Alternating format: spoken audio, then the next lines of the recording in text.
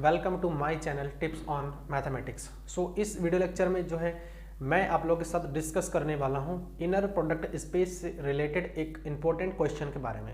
So guys, सबसे पहले मैं आप लोगों को क्वेश्चन जो है पढ़ के सुनाऊंगा और समझाऊंगा कि एक्चुअल में क्वेश्चन में क्या बताया गया है और हमें क्या करना है। ठीक, देखिए क्या कहा है। Suppose that alpha and beta are vectors in an inner product space V if inner product alpha beta modulus is equals to norm of alpha into norm of beta, और ब्रैकेट में ये लिखा गया है कि that is the Schwarz inequality reduces to an equality. ठीक, then alpha and beta are linearly dependent. अब guys यहां पर बात आती है कि क्वेश्चन में कहा क्या गया है। देखिए, दो वेक्टर इन्होंने बोल रखा है कि इनर प्रोडक्ट स्पेस के अंदर का जो है दो वेक्टर है। ठीक है ना, तो इनर प्रोडक्ट स्पेस का होप कि आप लोगों को कॉन्सेप्ट क्लियर है ना, इनर प्रोडक्ट स्पेस का। और साथ ही साथ ये बता रखा है कि जो इनर प्रोडक्ट अल्फा बीटा है, ये जो दो वेक्टर इनर प्रोडक्ट स्पेस में से लिया गया है, इनर प्रोडक्ट स्पेस भी में से अल्फा और बीटा जो भी में से लिया गया है दो वेक्टर, उनका जो इनर प्रोडक्ट है और उसका अगर मॉडुलो करें, हम मॉडुलस निकालें, तो उस कंडीशन में norm of alpha into norm of आपका आता है बीटा। और ये एक्चुअल में देखिए, मैंने जो है आप लोगों को स्वार्ज इनइक्वालिटी के बारे में बताया था। स्वार्ज इनइक्वालिटी में क्या था, बहुत ही सिंपल था। कुछ बेसिक चीजें मैं आप लोगों को समझाने की कोशिश कर रहा हूं, समझ में। अभी उसके बाद हम क्वेश्चन को सॉल्व आउट करेंगे। क्या था हमारा modulus inner product alpha beta जो है हमारा इनइक्वालिटी का साइन था, और यहाँ पर norm of alpha into norm of beta आपका ऐसा था।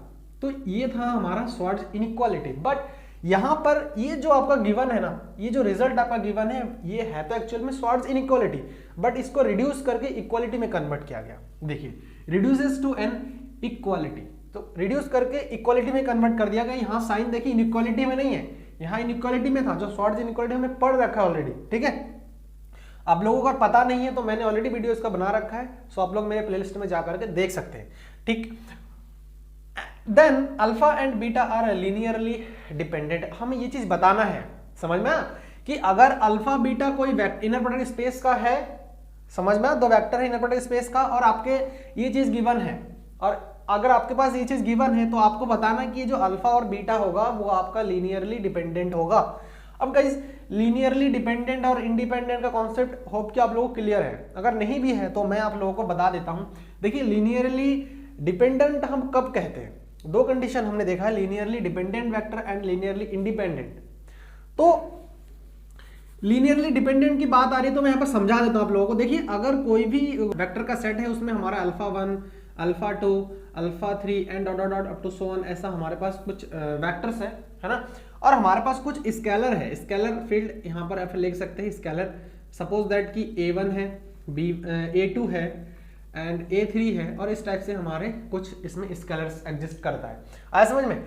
अब गाइस देखिए, लीनियरली डिपेंडेंट हम कब कहेंगे, जब इनके लीनियर कॉम्बिनेशन जो है हमारे क्या हो जाए, जीरो हो जाए। एंड देखिए, इसको हम ऐसे लिख सकते हैं, A1 alpha 1 plus A2 alpha 2 plus A3 alpha 3 dot dot plus AN alpha n is equals to क्या होने चाहिए, जीरो होने चाहिए। यहां पर आप चाहो तो ऐसे सॉरी an आपका आएगा और यहां पर अल्फा n, और यहां पर आपका आ जाएगा an। ठीक है, तो अगर ये वेक्टर्स है और ये अगर आपके कुछ स्केलर्स है, तो इनका जो लीनियर कॉम्बिनेशन होगा वो हमारा जीरो होगा। या यहाँ पर कंडीशन है, जो भी A1, A2, A3, AN है, ये सारे हमारे जो है जीरो नहीं होंगे, है ना। सम ऑफ इसमें से कुछ जो है हमारे में भी जीरो हो सकते हैं, बट सारे आपके जीरो नहीं होंगे। तो इस केस में अगर हम इस लीनियर कॉम्बिनेशन को जीरो के इक्वल दिखा दे, तो जाकर के हम उसको बताएंगे क्या, कि ये हमारा लीनियरली डिपेंडेंट है। ऐसा समझ में। और एक होता है हमारा लीनियरली इंडिपेंडेंट। लीनियरली इंडिपेंडेंट में हम क्या देखते हैं, जो भी हमारे वेक्टर्स होते हैं और जो भी हमारे स्केलर्स होते हैं, उनके जो लीनियर कॉम्बिनेशन होते हैं वो हमारे जीरो के इक्वल हम उसको दिखाते हैं। तो जीरो के इक्वल कब होता है, उसका एक कंडीशन है। क्या वो कंडीशन हमारा होता है कि सारे जितने भी हमारे ये स्केलर्स है वो अगर जीरो हो जाए, तभी जाकर के हम उसको बता सकते हैं कि क्या होगा, वो लीनियरली इंडिपेंडेंट होगा। ऐसा समझ में। अब गाइस, होप कि आप लोगों को कॉन्सेप्ट क्लियर हो गया। ध्यान रखना, इसमें हमें लीनियरली डिपेंडेंट प्रूफ करना है। तो लीनियरली डिपेंडेंट प्रूफ करने के लिए आप लोगों को जो है ये ध्यान रखना है कि इसके जो लीनियर कॉम्बिनेशन होंगे ना, जो भी वेक्टर होंगे, कहने का मतलब इसमें अल्फा और बीटा की बात क्या है, तो अल्फा और बीटा का जो भी लीनियर कॉम्बिनेशन होगा वो हमारा क्या होंगे, 0 के इक्वल प्रूफ करने पड़ेंगे।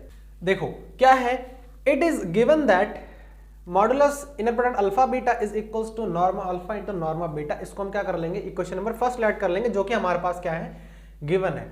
If alpha is equals to 0 then equation first is satisfied. देखिए अल्फा अगर 0 हुआ, इसका ये अगर 0 हुआ, ये अगर 0 हुआ, तो टोटल ही 0 हो जाएगा, LHS और RHS दोनों साइड इक्वल हो जाएगा। कहने का मतलब ये है कि अगर अल्फा इक्वल टू 0 पुट करें तो हमारा ये जो फर्स्ट है वो सेटिस्फाई कर रहा है। ओके स्टूडेंट्स, अब देखिए therefore if alpha and beta satisfy first then alpha can be 0 if alpha is equals to 0। देखो अब अल्फा और बीटा अगर इस इक्वेशन नंबर फर्स्ट को सेटिस्फाई करता है तो अल्फा जो है हमारा 0 हो सकता है।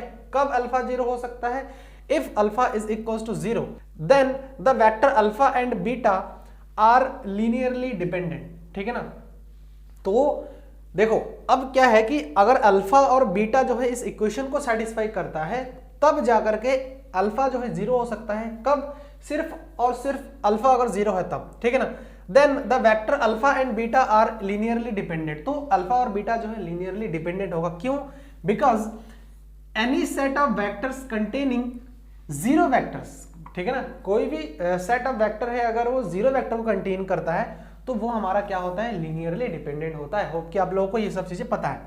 अब नाउ हमें क्या करना है, let us now suppose that alpha and beta satisfy first and alpha does not equals to 0। पहला केस हमने लिया था कि अल्फा जब 0 है उस कंडीशन में ये सेटिस्फाई कर रहा था, तो अल्फा जब 0 लिया तो उस कंडीशन में सेटिस्फाई कर रहा था, और हमने ये चीज दिखाया कि अल्फा और बीटा क्या है, लीनियरली डिपेंडेंट है। आया समझ में, यही तो कंक्लूजन निकला है यहां तक। अब दूसरा केस हम यहां पर ये लेट करेंगे कि जो अल्फा है, now let us suppose that alpha and beta satisfy first. Alpha और बीटा जो है मान लेते हैं कि फर्स्ट इक्वेशन को सेटिस्फाई करता है और अल्फा को हम 0 नॉन 0 लेंगे, डज नॉट इक्वल्स टू 0। तो क्या हो जाएगा, देखिए if alpha does not equal to 0 then norm of alpha greater than 0। जाहिर सी बात है कि अगर आपका वेक्टर 0 नहीं है तो उसका नॉर्म, उसका लेंथ जाहिर सी बात है 0 से ग्रेटर ही होगा या फिर पॉजिटिव होगा। अब यहां पर आपको क्या करना है, लेट गामा, एक आप वेक्टर ले लीजिए गामा और उसको आप लेट करिए। क्या लेट करना है, let gamma is equals to beta minus inner product beta alpha upon norm of alpha square into alpha. ये चीज आपको थोड़ा सा लेट करना है और आपके थोड़ा दिमाग में रखना है इस चीज को। आया समझ में, इसको भूलना नहीं है, क्योंकि क्वेश्चन में बाकी चीजें तो सब मैथमेटिकली है, समझ में आ रहा है, ठीक, बट ये एक ऐसा स्टेप है जहां पर आपको थोड़ा सा एज्यूमेशन करनी पड़ेगी, थोड़ी सी लेट करनी पड़ेगी, ठीक। अब चलिए आगे का प्रोसेस हम देखते हैं। अब देखो हमने एक गामा जो है, गामा वेक्टर कंसीडर किया था, है ना, गामा वेक्टर कंसीडर क्या कंसीडर किया था हमने, gamma is equals to beta minus inner product beta alpha upon norm of alpha square into alpha. अब हम क्या करेंगे, इनर प्रोडक्ट निकालेंगे गामा का गामा के साथ, ठीक है, गामा का गामा के साथ हम क्या करेंगे, इनर प्रोडक्ट निकालते हैं। देखिए क्या आ जाएगा, गामा का गामा का इनर प्रोडक्ट, देखिए वही गामा वाला फंक्शन यहाँ पर रख दिया इनटू गामा वाला फंक्शन यहाँ पर रख दिया। आया समझ में, इनर प्रोडक्ट के फॉर्म में हमने यहाँ पर रखा है। फिर देखिए क्या हो जाएगा, यहाँ पर ये वाला पार्ट है और ये वाला। अब देखिए यहाँ पर एक लीनियरिटी प्रॉपर्टी आप लोगों ने पढ़ा था, अगर इनर प्रोडक्ट स्पेस है देन हम यहाँ पर जो है क्या कर, यहाँ पर हम क्या कर सकते हैं, इनर प्रोडक्ट स्पेस का जो लीनियरिटी प्रॉपर्टी है उसको हम यहाँ पर यूज कर सकते हैं। तो मैंने क्या कर दिया, देखिए ये ध्यान रखना, एक वेक्टर काम करेगा, ये वेक्टर का काम करेगा, ये वेक्टर काम करेगा और ये एक स्केलर का काम करेगा। ये जो दिख रहा है ना आपको, ये एक स्केलर काम करेगा। सिमिलरली इसमें भी ये वेक्टर होगा, ये वेक्टर होगा एंड देन ये हमारा जो है क्या हो जाएगा, एक स्केलर का काम करेगा। ये मैंने एक लेक्चर में बता रखा है ऑलरेडी आप लोगों को, ठीक है।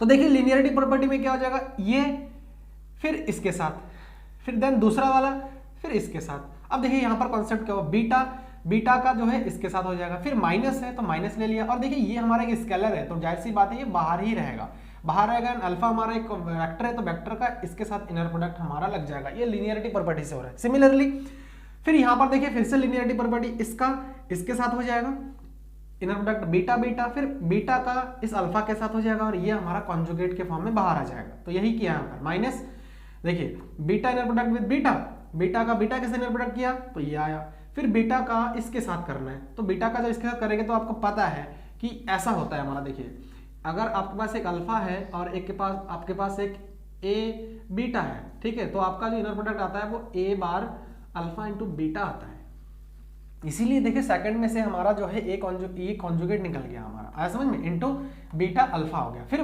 देखिए माइनस है और ये चीज बाहर है यहाँ पर, तो मैंने एक बड़ा वाला ब्रैकेट लगा दिया और साथ में इसके साथ भी सिमिलर प्रोसेस जो यहाँ पर हमने किया है, अल्फा का बीटा के साथ हो गया एंड देन माइनस ये बाहर आ जाएगा हमारा, देखिए कॉन्जुगेट के फॉर्म में अल्फा का अल्फा के साथ हो जाएगा। होप कि समझ में आया है, ठीक।